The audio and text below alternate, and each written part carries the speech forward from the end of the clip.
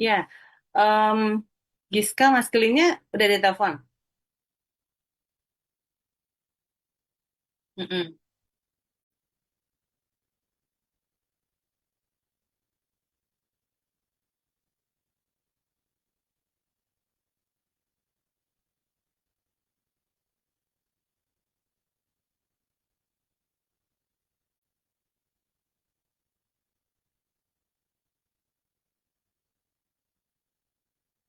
Recording in progress.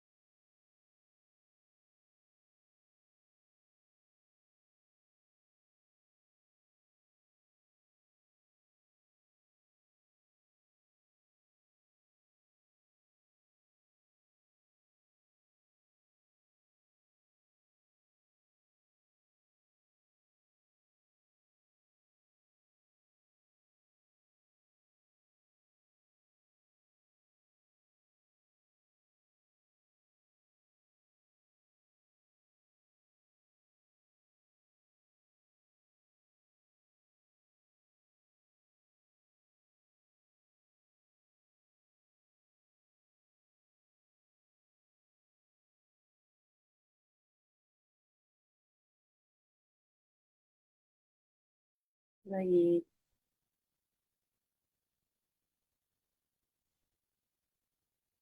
Oke, oke. Baik, terima kasih. Maaf ya, ini laptopnya turun-turun terus. Oke, ya. Halo, Mas Agus, apa kabar? Halo, selamat siang Mas Kelly. Akhirnya berjumpa lagi kita setelah 7 tahun Iya, nggak ketemu ya.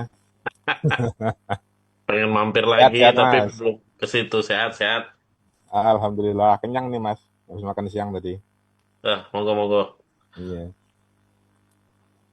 Oke, Mas Keli, Pak Agus, dan teman-teman BPSK, Mbak Fauzia, sudah siap kita mulai ya sesi lesnya. Oke, selamat sore semuanya yang ada di Zoom dan juga yang mungkin bergabung melalui live BPFK. Halo teman-teman semuanya, seluruh sahabat kreatif dimanapun berada, selamat datang di BBB atau Bincang-Bincang BPFK. Saat ini saya Florence, saya adalah dosen di FEB Unut. Hari ini izinkan saya dengan senang hati menemani teman-teman sekalian. Saya sebagai moderator pada sesi yang menarik sekali hari ini, yaitu mengenal Design Lab program BPIFK.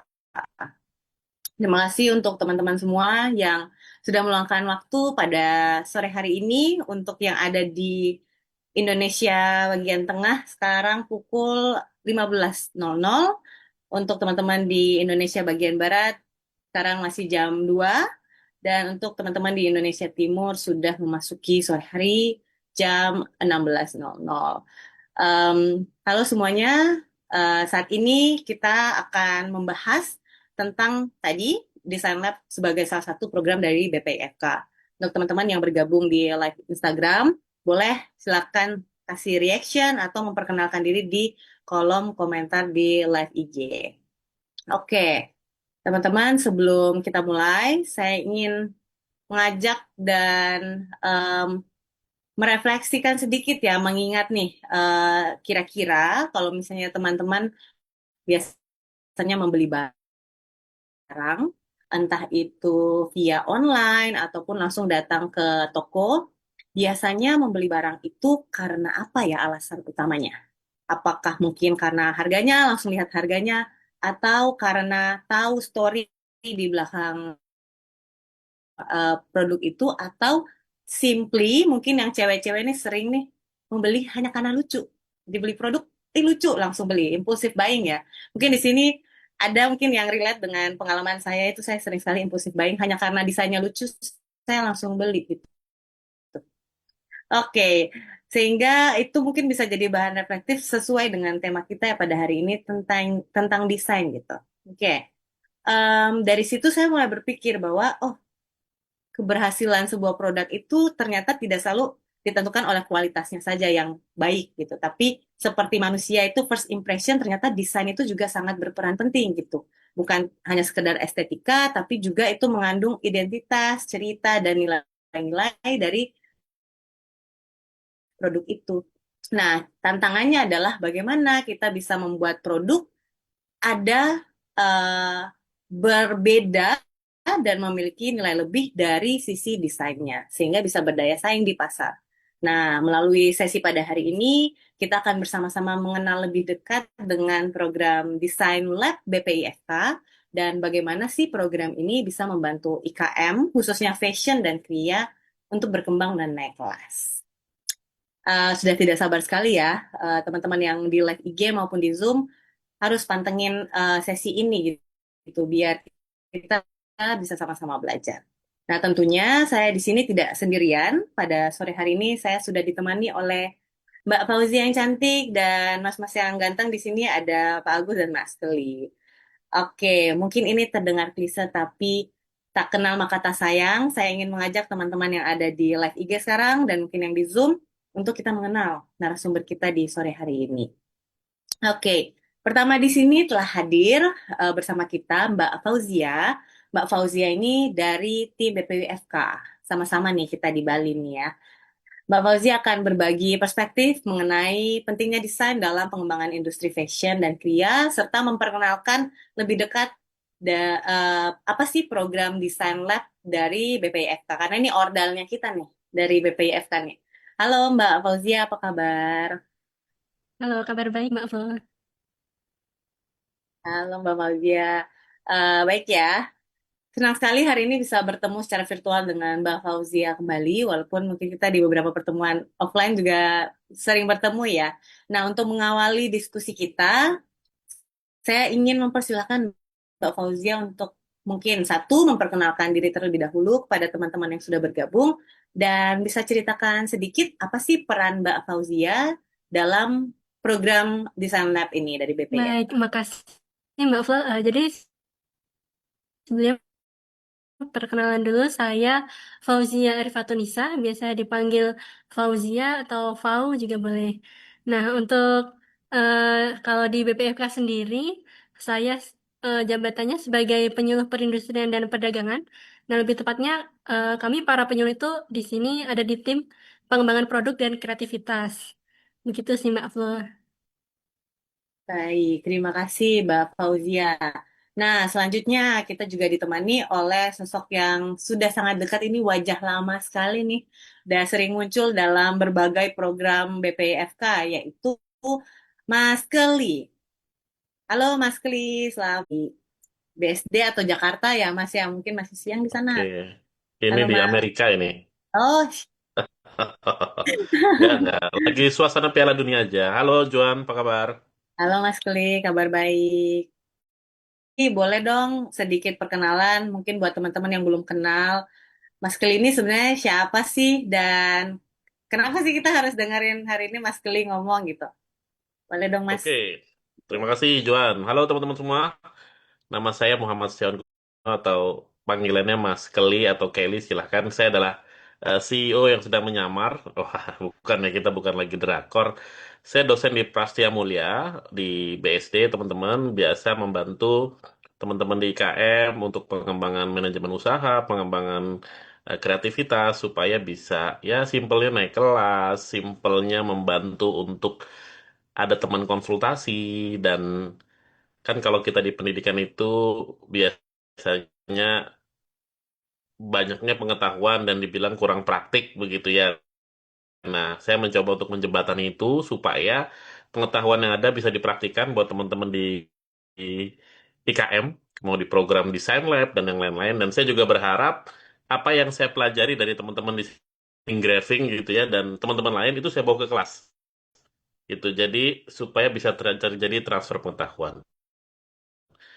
Jadi kita sama-sama teman-teman belajar hari ini supaya siapa tahu nih bisa gabung sama program desain lab atau program-program lain di Baik, BPIFK. terima kasih Begitu. Mas Kelly. Wah, jadi program-program seperti ini juga akhirnya saya juga sering melakukan itu, Mas, membawa ke kelas ya akhirnya untuk jadi contoh biar mahasiswa di kelas itu juga tahu kondisi real di lapangan itu seperti apa sih, gitu.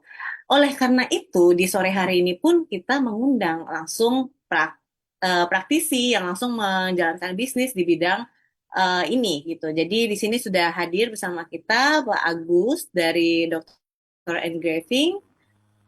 Harapannya diskusi ini akan semakin lengkap karena kita akan mendengarkan cerita langsung dari pelaku usaha yang tentunya telah melalui proses pengembangan bisnis dan sudah merasakan manfaat dari program pendampingan desain lab dari BPIFK ini.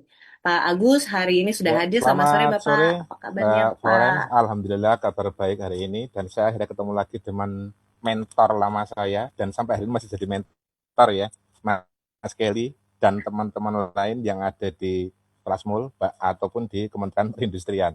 Matur nuwun. Baik Bapak, boleh dong Pak, kami pengen kenal lebih Pak Agus. Ini sebenarnya gimana sih pengalaman namanya gitu biar teman-teman yang ada di live Instagram bisa tahu sebenarnya cerita di balik Dr. Engraving dan bagaimana sih perjalanan Bapak sehingga berada di titik sekarang atau mungkin terlebih khususnya saat program pembinaan saat itu di Design Lab ini. Oke ya, bismillahirrahmanirrahim. Assalamualaikum warahmatullahi wabarakatuh. Selamat siang semuanya. Nah, sebelumnya perkenalkan nama saya Agus Wigiardi atau biasa dipanggil Mas Agus atau Mas Wigi juga ada yang manggil seperti itu karena terlalu banyak nama Agus di dunia ini ya. Sampai akhirnya dibuatkan nama Agus Dunia gitu kan. Ya, jadi saya adalah owner Dr. Engraving, alumni Design Lab tahun 2019. Itu adalah desain lab yang paling ikonik. Kenapa? Baru jalan program kalau nggak salah 2 bulan langsung harus stop kena pandemi COVID.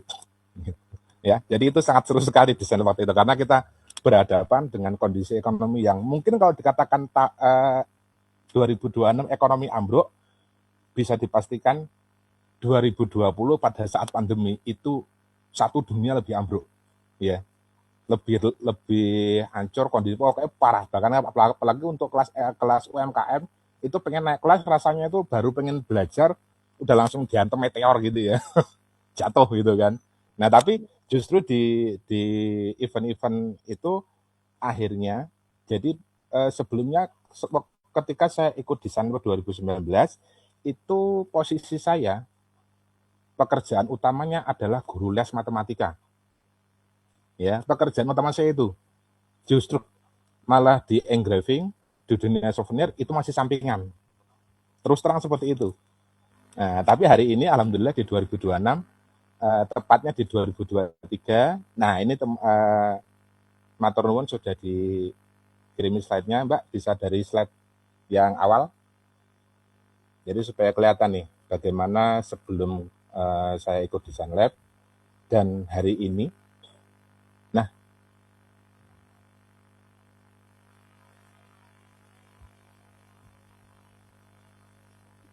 Wah, ini kita sudah langsung ya diajak untuk nah mengenali langsung nih Dr. Engraving ya. bisa dibantu Boleh Pak. untuk slideshow kan, Mbak?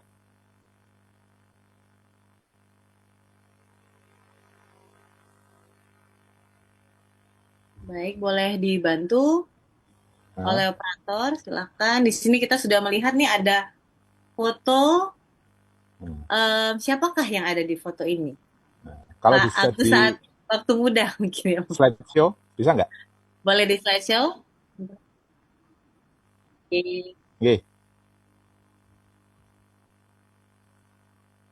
Ini kayak nampaknya nih Nah, cerita oke. awal mulai. Oke, silakan Yang Bapak. awal bisa yang slide sebelumnya. Nah, oke. Nah, ini sejarah singkat Dr. Engraving. Jadi sebetulnya saya itu memulai jualan ya, jadi reseller helm ukir itu pada tahun 2012, tepatnya masih kuliah semester 4 di Yogyakarta. Jadi sambil kuliah, sambil cari tambahan uang saku, gitu ya. Nah, tapi sempat berhenti karena apa? Setelah lulus kuliah 2015, saya memutuskan untuk bekerja di perusahaan yang telah memberikan saya beasiswa penuh selama 4 tahun. Jadi ceritanya seperti itu. Saya bekerja di perusahaan, tepatnya perusahaan tambang batu bara di Kalimantan Selatan, 2015 sampai 2017. Jadi kurang lebih 2 tahun saya bekerja. Setelah itu saya keluar, balik lagi ke Yogyakarta, tetap sama menjadi reseller plus jadi guru les matematika. Ceritanya seperti itu. Ya, jadi ketika ikut di Sunlab, posisi saya itu terus terang saya belum bisa produksi, belum ngerti marketing, belum ngerti manajemen, nol, pokoknya nol, benar-benar minus lah. Nanti teman-teman bisa lihat langsung di slide tadi ya.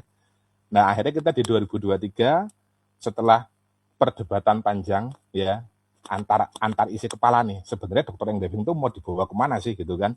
2020 kita ikut desain lab, 2021 coaching terus sampai 2022 akhirnya kita memutuskan wis fix 2023 arah dokter engraving itu adalah ke pasar souvenir oil and gas dengan tagline-nya ready stock. Kenapa ready stock? Karena ternyata yang ada di Indonesia sejauh ini teman-teman bisa cek, buka Google, buka IG, buka manapun, Tokopedia, Shopee, setiap WA nanya, Mas, pesan miniatur ini 5 kirim besok bisa nggak? Nggak bisa, bisanya 4 minggu, 3 minggu, selalu seperti itu.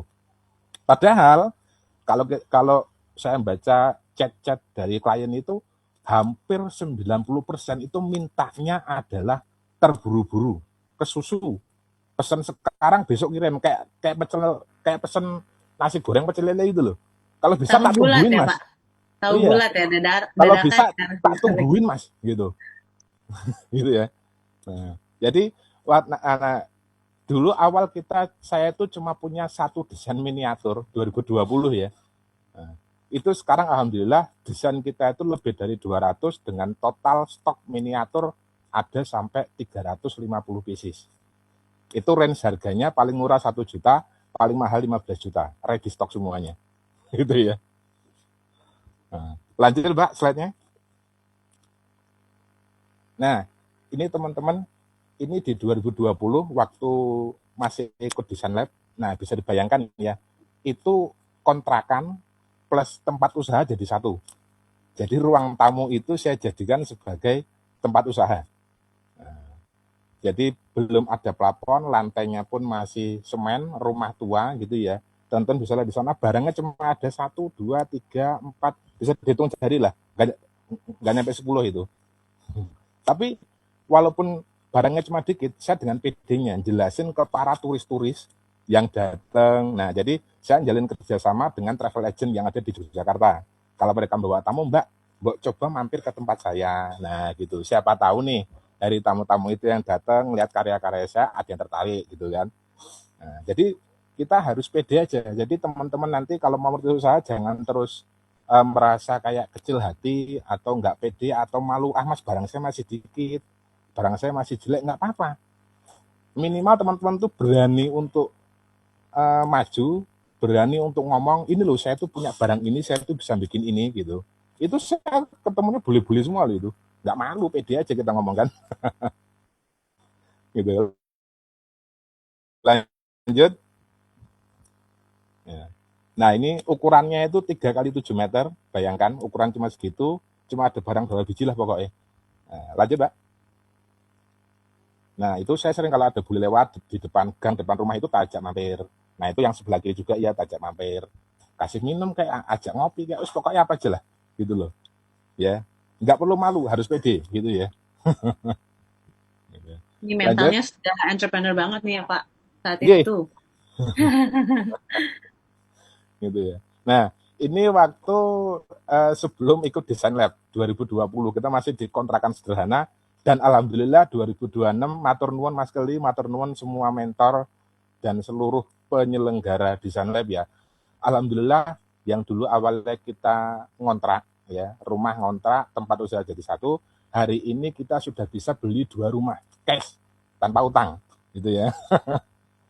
Keren. Dalam berapa tahun tuh Pak? Berarti 6 Dalam tahun nggak? waktu Nggak 6 sampai tahun 6 tahun. nggak sampai 6 tahun kita alhamdulillah stoknya Naik sudah punya kelas. galeri ya, sudah punya Naik galeri. kelas, Kalau naik sekarang kelasnya mungkin luar 500 pieces dan sudah bisa beli rumah 2 unit. Satu kita pakai, yang satu kita jadikan investasi, kita sewakan Pak, jadi kontrakan gitu. biasa Bapak. Iya. Keren, keren, Nah, keren. lanjut.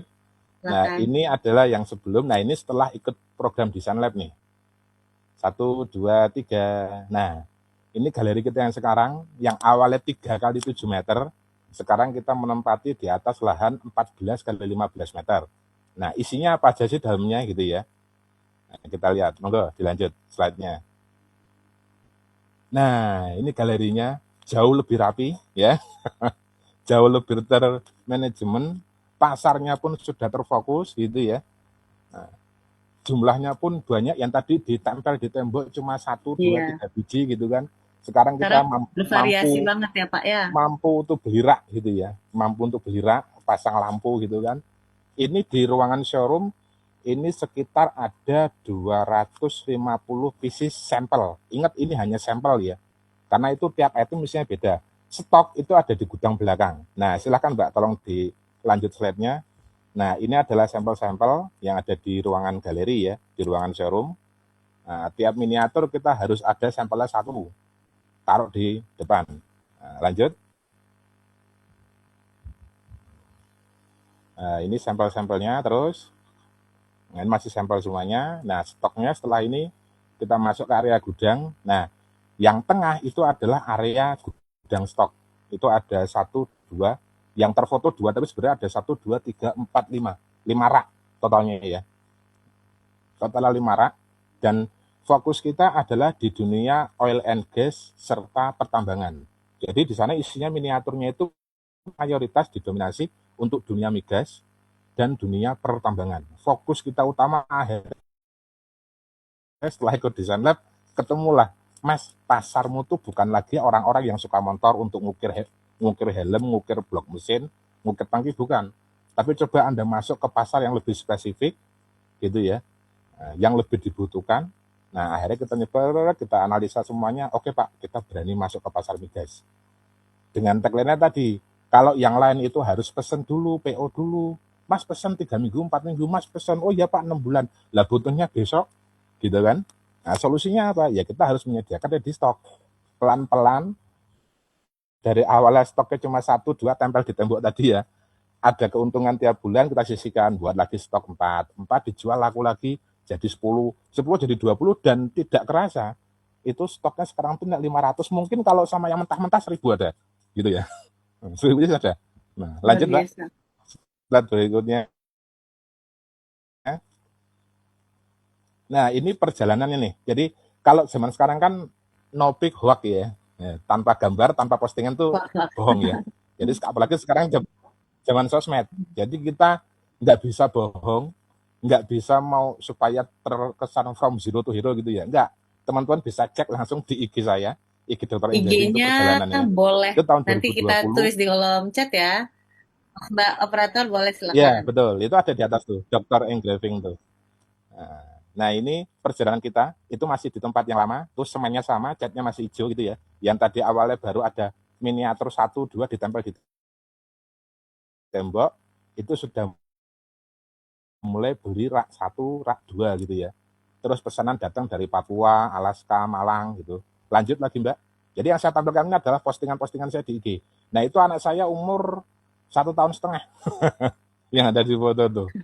Nah, tempatnya sama ya, masih di kontrakan yang sama. 2020, 2021 itu. Lanjut.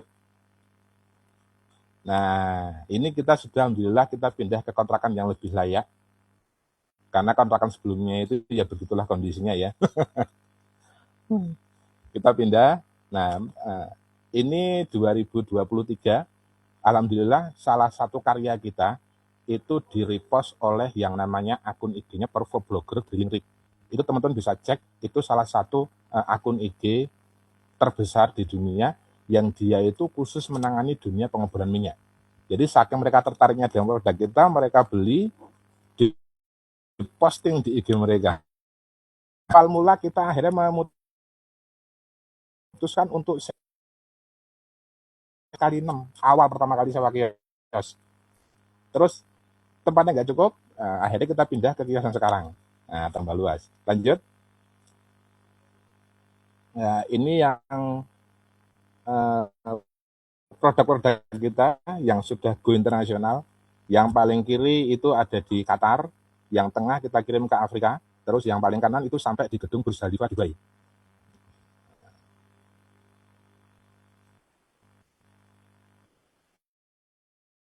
Lanjut, Pak. Nah, cukup sekian dari saya. Jika ada pertanyaan dari teman-teman, monggo langsung disampaikan saja. Terima kasih. Assalamualaikum warahmatullahi Waalaikumsalam, Pak wabarakatuh. Agus. Terima kasih banyak untuk sharingnya.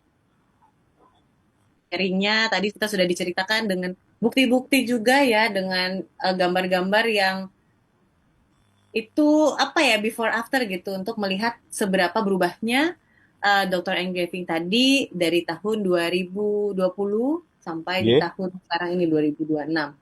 Ini juga teman-teman yang ada di live IG sebagai istilahnya living evidence ya, bukti yang nyata dan yang hidup bahwa berbisnis itu tidak hanya selalu lahir dari sekolah formal saja, tapi juga program-program pembinaan seperti program Design Lab dan program-program dari BPIFK seperti ini pun bisa membantu Bapak Ibu, membantu masyarakat untuk bisa naik kelas bisnisnya.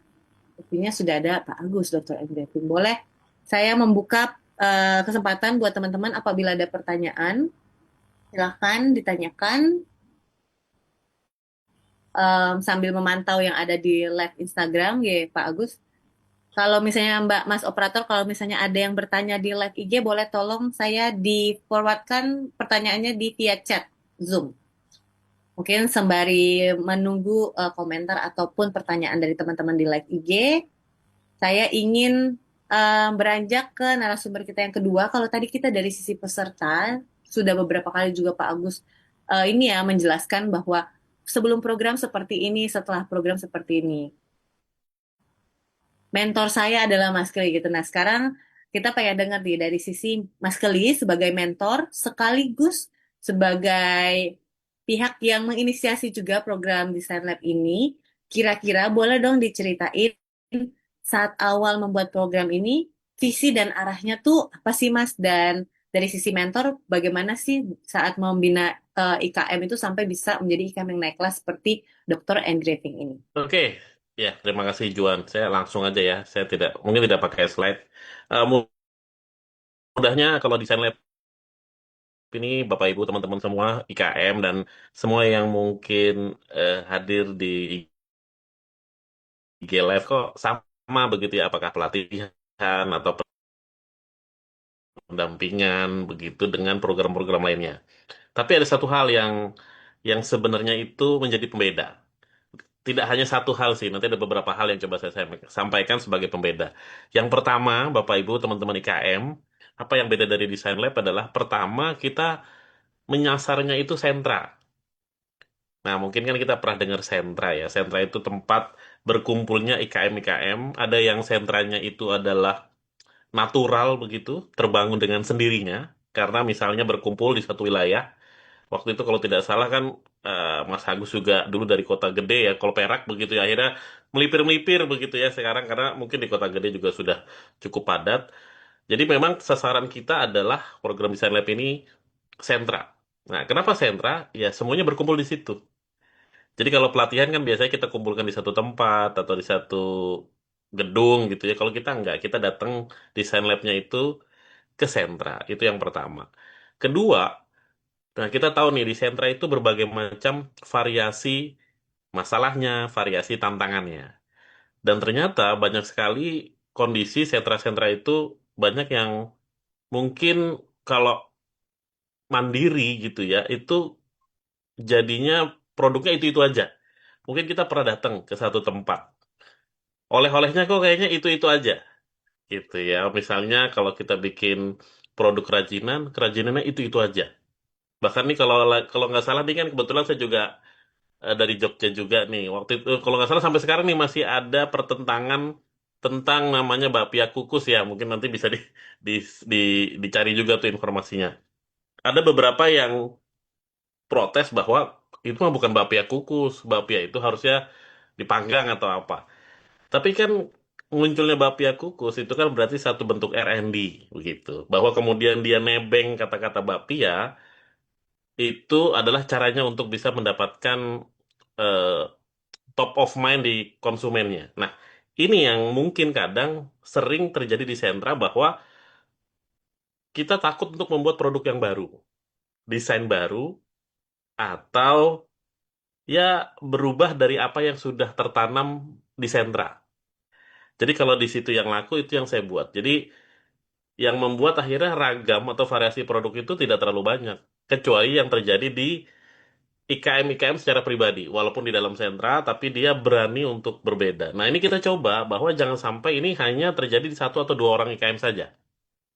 Nah dengan desain lab ini kita menghadirkan gimana kalau kita pertemukan antara IKM dengan desainer yang relatively dari luar punya persepsi berbeda, punya wawasan berbeda yang bisa kasih sesuatu yang berbeda gitu. Akhirnya kan bisa muncul R&D. Bisa juga ya seperti itu. Jadi memang kita mencoba mempertemukan hal-hal seperti itu. Di luar itu ya kemudian kita jalankan program seperti biasa, kita dampingi, lalu kita kembangkan. Nah itu sebenarnya kata kunci desain lab itu adalah kita datang langsung ke sentranya dan kita pertemukan untuk bisa memperoleh R&D yang selama ini mungkin R&D itu kan biasanya perusahaan besar ya. Padahal UMKM, IKM gitu itu juga butuh R&D untuk dapat hal-hal yang baru. Mungkin awalnya begitu dulu, Juan, tentang desain lab ini. Baik, terima kasih Mas Keli. Jadi tadi kita sudah mendengarkan, oh ternyata desain lab itu lahir karena masalah itu toh. Dan sudah, kalau Pak Agus sendiri itu dari alumni tahun 2019. Ini sudah tahun 2026 nih. Mungkin ada sedikit perubahan atau update-update program desain lab sampai di tahun terkini, yaitu 2026. Kita sekarang pengen dengerin dari Mbak Fauzia.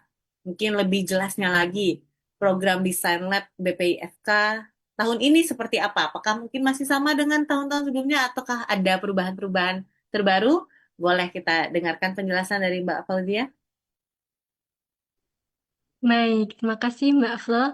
Jadi kalau untuk program Desain Lab sendiri, seperti yang udah dijelasin Mas Kelly tadi ya, jadi kalau desain itu adalah program untuk mendorong kolaborasi antara desainer dan juga pelaku IKM, khususnya di sentra ya, untuk meningkatkan kualitas desainnya. Jadi IKM-IKM tuh bisa menciptakan diversifikasi produk. Jadi produknya tuh nggak yang itu-itu terus kayak tadi oleh-oleh bentuknya itu terus. Nah, dengan desain lab ini harapannya sih kerjasama antar IKM dan desainer itu bisa mengembangkan produk baru seperti itu ya.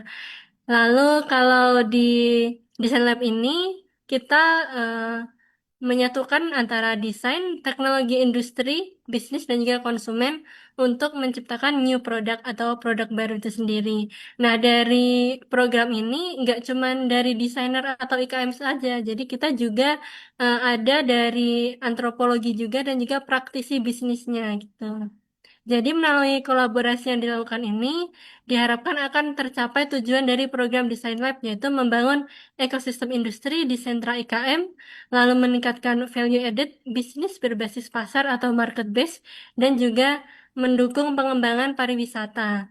Nah, kalau untuk di tahun ini ya tahun 2026 sayang sekali untuk Design Lab ini belum bisa dilaksanakan. Tapi untuk program pengembangan produk juga kita ada. Nanti mungkin bisa disimak di IG kita di BJIC Official mungkin di sekitar akhir bulan September, Oktober kita juga akan ada program pengembangan produk juga. Seperti itu, Mbak Flo. Baik, Mbak Fauzia. Jadi program pengembangan produknya itu di BPF kah dilaksanakannya ya? Betul, Mbak. Nanti akan Kalau mau ada, daftar gimana? Apa sudah boleh. ada kisi-kisi atau mungkin Sebenarnya eh, yang hadir nih spesial nih? Ada bocoran-bocoran mungkin? Sebenarnya masih belum ya, masih mungkin sneak peek aja. Nanti Oke, programnya itu ada desain maker dan juga desain kanvas. Nah, bedanya kalau untuk desain kanvas ini nanti eh, kita desainernya dari kelompok-kelompok mahasiswa gitu ya, mengembangkan produk. Lalu kalau untuk desain maker, nanti kita dari IKM-IKM berkolaborasi juga untuk mengembangkan produk. Seperti itu, Mbak. Akan baik. ada pendampingan juga mirip sih seperti dengan desain lab, akan didampingi dari sisi desain, dari sisi bisnis dan juga marketingnya juga seperti itu, Mbak. Baik, lengkap sekali ya ini programnya ya. Walaupun memang di Design Lab sendiri programnya ini tahun ini belum bisa terlaksana ya, tapi kita tunggu saja. Semoga di tahun depan sudah bisa ada nih programnya. Nah, buat teman-teman yang mungkin masih mau, oh tahun depan saya harus, kayaknya saya lumayan tertarik nih dengan program Design Lab. Saya ingin kembali bertanya ke Pak Agus sebagai yang sudah pernah em, melalui ya serangkaian program ini, bagian mana sih Pak yang paling menarik dan menurut Bapak paling tidak terlupakan dan membawa dampak paling besar buat bisnis Bapak dari program? Ya, izin menjawab. Jadi kalau kita, saya boleh jujur, waktu itu terus terang itu bagian yang paling berkesan. Jadi memang sebelumnya saya tuh pernah ikut, tapi cuma sekedar kayak workshop seperti tapi cuma kayak datang ke suatu seminar dari pagi sampai sore, dapat snack, pulang udah gitu loh. Jadi tidak ada komunikasi dua arah, bahkan sampai intens gitu ya. Nah, yang saya rasakan di desain lab itu saya ingat banget, kayak sangat. Baru kali ini saya nemu program dari Kementerian Perindustrian sampai pesertanya itu difasilitasi kamar hotel. Itu satu, ya. Yang kedua, itu mentor-mentornya. Waktu itu saya ingat H-3 kita presentasi setelah bikin desain kanvas ya. Itu kita itu dibimbing sampai jam 12 malam di hotel. Bayangkan, kita sampai nginep di sana. Totalitas sekali Iya, jadi bahkan mentornya ini. mentor Mas Kelly, terus ada Mas Sony, Mas Bram dan lain itu pun ikut. Jadi bukan cuma sekedar kayak misalnya kayak bos itu kan kamu tak kasih tugas, oh, besok selesai, terus bosnya pulang gitu ya. Enggak. Ini mentor ini semua nemenin kita ada kesulitan apa sampai kita tuh benar-benar ketemu Mas dokter engraving itu harusnya seperti ini loh. Dokter engraving itu kalau saya lihat semuanya jalan Anda itu ke sini. Nah, gitu. Yang paling ngena waktu itu saya sampai ngerevisi berkali-kali ya dari jam 10 malam sampai jam 12 malam. Itu direvisi terus. Wah, itu adalah di bagian analisis SWOT. Kalau teman-teman ada yang pernah belajar namanya analisis SWOT ya. Strength, weakness, opportunity, T-nya itu traits kalau nggak salah ya. Nah, itu sampai diubuk-ubuk banget tuh gitu. Sampai kita tuh bahasanya gini, mungkin kita banyak ada yang malu-malu mungkin karena omsetnya masih kecil, mungkin omsetnya sebulan baru 5 juta, ngakunya udah 12 juta. Jadi ketika kita bohong dengan data yang kita berikan, otomatis nanti dari pihak mentor pun ngasih solusinya akan beda gitu loh. Kita ngomong omset kita per bulan masih 10 juta, tapi ngomongnya udah, oh kita omsetnya sebulan udah 50 juta Pak, itu akan lain.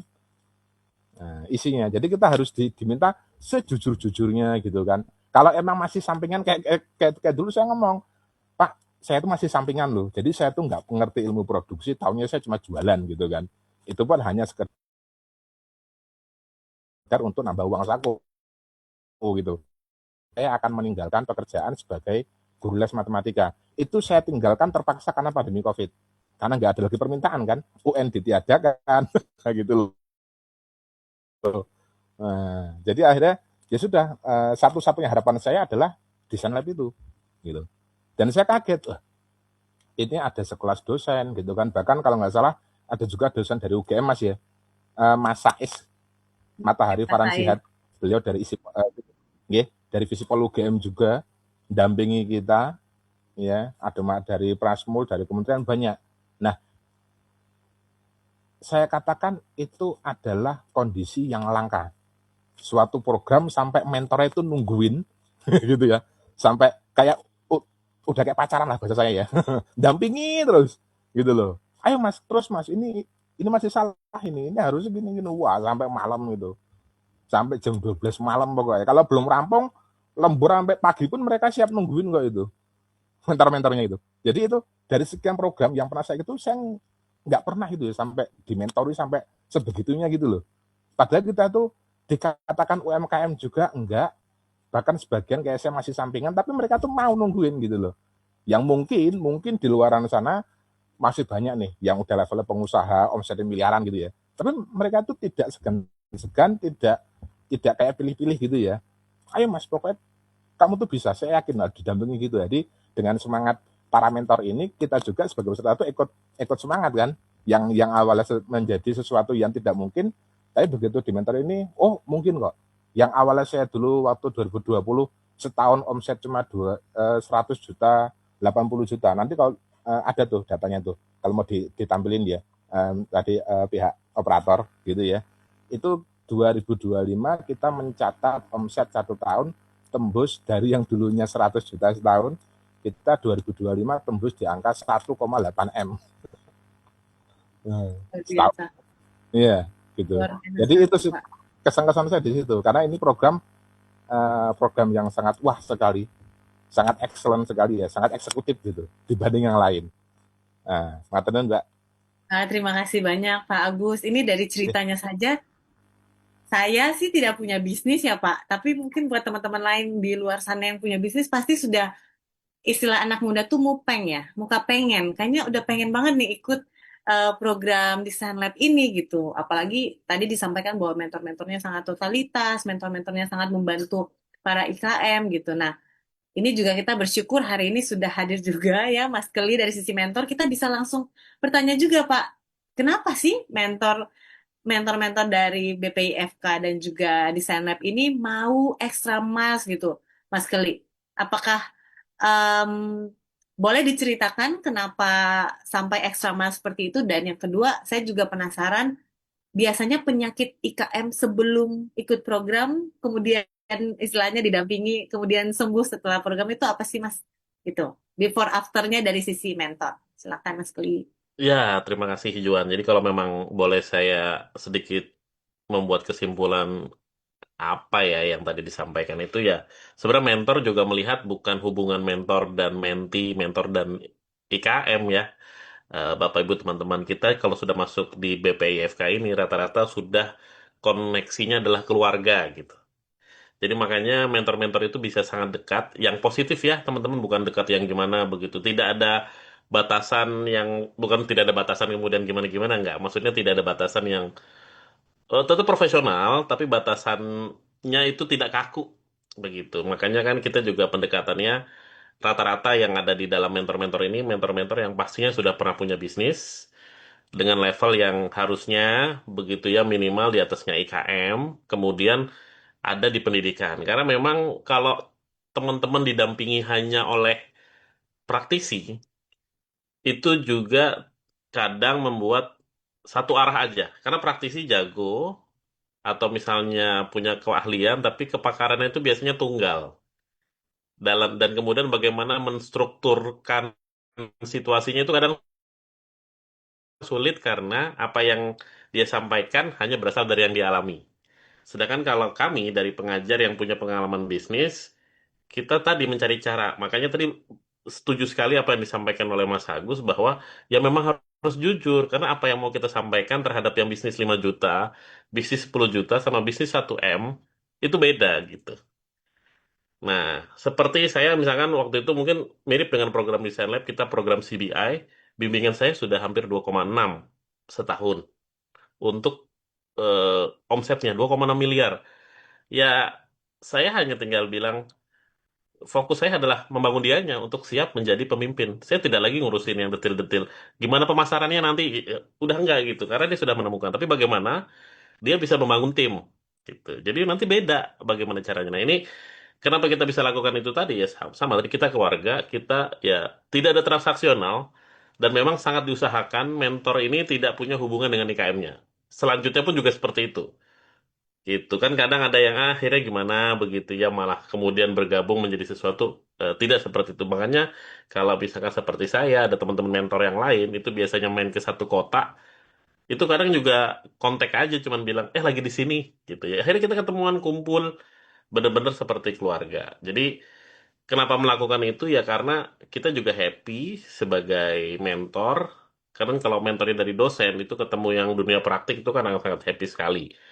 Jadi itu sih sebenarnya Juan kenapa banyak mentor di CBI, Design Lab, program-program lain yang ada di BPIFK relatively apa ya punya ikatan yang lebih kuat lah dari hanya sekedar hubungan transaksional diminta tolong jadi mentor. Begitu Juan.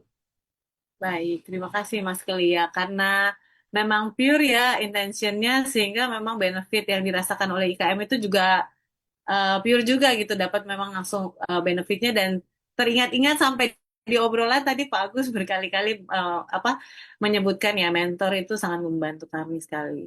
Luar biasa. Oke, ini kita ada sisa waktu 15 menit. Ada pertanyaan, ini boleh mungkin bisa dijawab oleh Mbak Fauzia, Mas Keli, ataupun Pak Agus. Kira-kira kalau misalnya punya bisnis dan tertarik sebenarnya untuk ikut program Design Lab ini, tapi tidak punya basic design, apakah bisa untuk mengikuti program ini? Silakan. Mungkin saya dari Mas Keli dulu, dari sisi mentor. Oke, kalau dari saya boleh boleh sekali sih. Karena kan desain itu eh, hal yang paling penting sebenarnya bukan bukan kita bilang desain nggak penting ya, tapi sebelum desain itu yang lebih penting adalah bagaimana punya ide.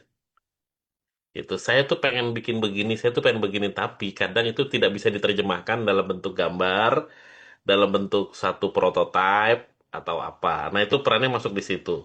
Makanya kan kata kunci dari tadi kalau dicari di websitenya CBI, websitenya BPIFK, Design Lab, itu pasti kata kuncinya kolaborasi. Yang nggak bisa ini yang dicoba untuk diselesaikan. Oke, saya ngerti mau bikin ini, ya kita pertemukan, kita sediakan. Tadi kan juga disampaikan sama Mbak Fauzia, kayaknya nggak cuman butuhnya desainer atau butuhnya yang bisa menerjemahkan itu, tapi tadi ada antropolog juga. Karena kan sekarang jualan produk, walaupun itu fashion, kria, itu tetap butuh story gitu. Dan kadang kita bingung, padahal story-nya itu sendiri bahkan mungkin ada di dia gitu. Jadi itu yang coba dibantu. Sehingga kalau menurut saya tidak perlu khawatir, nggak punya background ini. Kalau dari kami yang penting pastinya satu semangat. Kedua bukti, karena hampir semua program di dalam BPFK ini harus dimulai sudah ada bisnisnya. Tidak bisa ide kalau tidak salah ya. Artinya sudah ada bukti dulu menjalankan.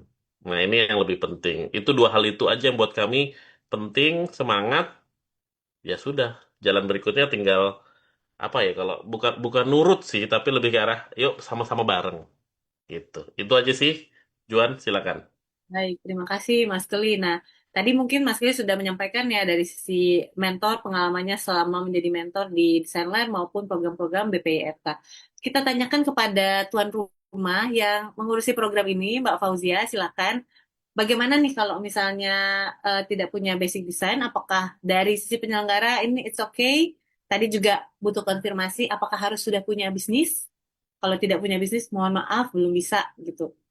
Boleh sedikit dielaborasi Mbak atau mungkin ada kriteria-kriteria khusus gitu yang perlu kita tahu bahwa oh program ini tuh pesertanya untuk siapa, pesertanya seperti apa sih targetnya gitu. Boleh Mbak Fazia silakan. Baik, makasih Mbak Flo.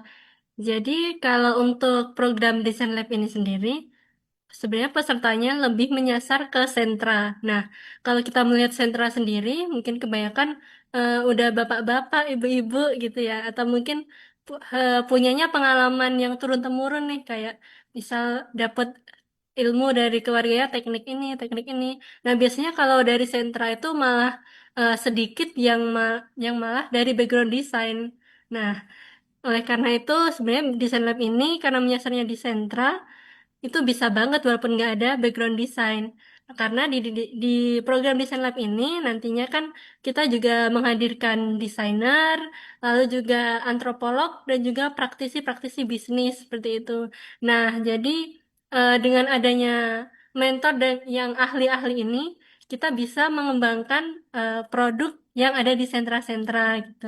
Misal dari awal, misal di tahun pertama ya, para peserta IKM-IKM di sentra itu akan mendapatkan pendampingan dari sisi bisnisnya terlebih dahulu. Mungkin kayak tadi eh, yang di Dr. Engraving dapat pelatihan awalnya bikin SWOT terus. Nah, itu kan dari sisi bisnisnya dulu. Nah, lalu setelah itu mungkin kita di tahun selanjutnya sisi pengembangan produknya. Nanti kita berkolaborasi juga dengan desainer untuk mengembangkan dari sisi desain produknya. Nah, lalu tadi juga ada eh, praktisi dari antropolog. Nah, antropolog sendiri karena mereka backgroundnya memahami manusia seperti itu, mereka juga menggali budaya yang ada di sentra. Nah, dengan adanya antropolog ini, nanti diharapkannya setiap IKM di sentra itu bisa mengangkat cerita gitu. Jadi nggak cuman menjual produk, menjual bisnis, tapi ada cerita juga di balik produknya. Kayak mungkin tadi di awal Mbak Flo sempat bilang kalau kita beli produk tuh lihat apanya sih? Nah, lihat lucunya, lucu gitu. Nah, mungkin dari sisi antropolog ini ya hal-hal yang seperti itu nih yang mau diangkat kayak cerita dari produknya tuh kayak gimana? Seperti itu sih Mbak. Menarik sekali ya Mbak Fauzia. Jadi program Design Lab ini memang benar-benar mempertemukan ekspertis-ekspertis dari berbagai pihak biar kita memang sebagai pelaku bisnis itu terbantu ya karena kan ya kita juga tidak palu gada ya tidak manusia super yang semuanya bisa gitu. Nah, sudah dibantu nih oleh Kemenperin khususnya BPIFK atau eh, Balai Pembinaan Industri Fashion dan Kria ya. Pemberdayaan industri. Pemberdayaan industri fashion dan kria itu sudah memberikan fasilitas Design Lab ini untuk IKM-IKM di seluruh Indonesia ya. Berarti nanti pesertanya ini boleh dari seluruh Indonesia. Tadi soalnya saya sudah menyapa Indonesia Barat, Tengah, dan Timur gitu. Jangan-jangan cuma untuk yang di Bali-Bali aja gitu. Gimana Mbak Fauzia? Kalau kalau di program Desain Lab sendiri ini, kita biasanya menyasarnya ke sentra. Jadi udah kita tetapkan kayak di sentra mana seperti kalau yang dari Pak Agus tadi, Oh, Pak kita Agus. menyasarnya di sentra Kota Gede, sentra Perak ya Pak, betul ya Pak? Oke, betul. Kita di Kota Gede, Yogyakarta itu sentra kerajinan perak. Hmm. Tapi Iya. jujur terus terang, saya bukan asli orang Jogja, saya perantauan, saya dari Sumatera, dari Lampung gitu ya. Jadi kan dulu sempat ramai itu ketika saya mendaftar, Pak ini kan syaratnya harus sentra. Lah saya kan KTP-nya masih Lampung, di sini masih ngontrak, boleh nggak ikut gitu loh. Itu sempat sempat jadi perdebatan karena ada beberapa teman juga yang KTP-nya Jawa Tengah, ada yang KTP-nya Jawa Timur, ada yang Kalimantan, tapi kebetulan domisilinya di Jogja, ngontrak di sini, berjuang di sini, boleh nggak nih ikut daftar? Nah, gitu kan. Akhirnya tetap yang penting punya usaha, Pak, boleh daftar. Nah, jadi ini untuk teman-teman nanti yang live, baik Daya Yukita atau WIT itu ya, jadi tidak terbatas di KTP-nya, enggak ya, tapi sentra itu adalah titik lokasinya. Nah, bukan masalah Betul KTP atau banget. kakaknya ya, gitu. Iya, betul Karena saya Pak. dulu Lampung, KTP-nya masih Lampung, kakaknya masih Lampung. Saya, istri, semua dari Lampung, gitu ya. Baik, berarti memang benar ya tadi kata Mas Keli yang penting ada kemauan dan semangat. Pasti juga dari pihak BPFK melihat juga semangat itu gitu sehingga apapun kondisinya itu bisa difasilitasi ya walaupun bukan KTP dari kota yang sentra yang dituju gitu. Nah, berarti kita menunggu nih ya Mbak Fauzia dan tim BPFK tidak sabar sekali semoga tahun depan program di Sign Up ini bisa diselenggarakan lagi. Nah, pertanyaan penutup nih buat Pak Agus, Mas Keli, dan Mbak Fauzia. Sesuai urutan nanti saya minta tolong dong. Kalau saya nih sebagai pelaku bisnis atau IKM, kenapa sih saya tidak boleh melewatkan kesempatan untuk mengikuti program Design Lab ini? Tolong cerahkan kami nih para pelaku bisnis. Boleh silakan dari Pak Agus dulu.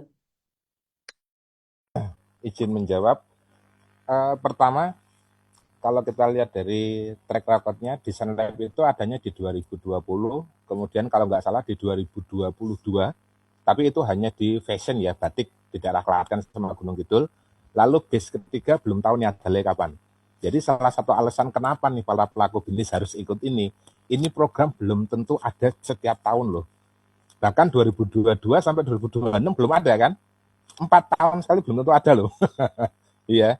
Jadi ini salah satu program yang sangat langka ya, di mana teman-teman bisa tadi kayak jadi keluarga dengan mentor gitu ya. Sampai ditemani malam sampai ingin intinya mentor tuh pengen teman-teman tuh maju. Pengen teman-teman tuh next level naik kelas gitu ya. Kapan lagi coba? Gitu. Teman-teman bisa cari deh di tempat lain gitu ya kalau ada. Jadi kalau misalnya tahun depan nih ada launching Desain Lab, itu wajib bila perlu booking tiket dari sekarang kalau boleh tuh. Wah, Gitu. Cukup ya dari terima saya. kasih Pak Agus. Iya, jadi teman-teman yang ada sedang sekarang menonton dari live IG maupun dari Zoom, silakan di-follow akun BCC Official ya di Instagram dan turn on the notification on biar tidak ketinggalan info-info termasuk misalnya nanti ada pendaftaran atau pembukaan program-program langka yang terbatas ini seperti program Design Lab. Terima kasih Pak Agus tadi penjelasannya. Kalau dari sisi mental Mas Keli, kira-kira kenapa nih kita tidak boleh melewatkan kesempatan Oke, ini? ya in this economy, asik. Ya teman-teman gitu ya, pilihan untuk mencari kerja masih ada gitu ya.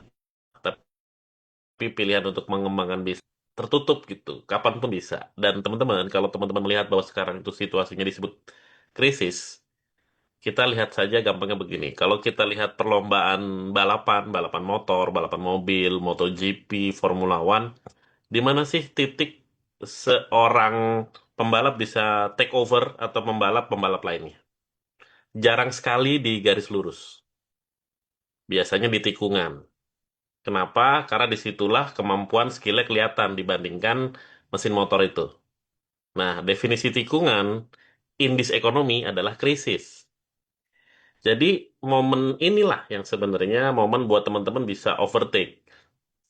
Jadi, bagaimana bisa tumbuh, sekarang melihat bagaimana potensinya dan macam-macam. Kita tidak perlu larut dalam hal, ya program bagus kok ditiadakan atau apa. Tidak seperti itu, teman-teman. Tapi kita tahu bahwa memang mungkin dari pemerintah ada hal yang mungkin lebih diprioritaskan, begitu ya.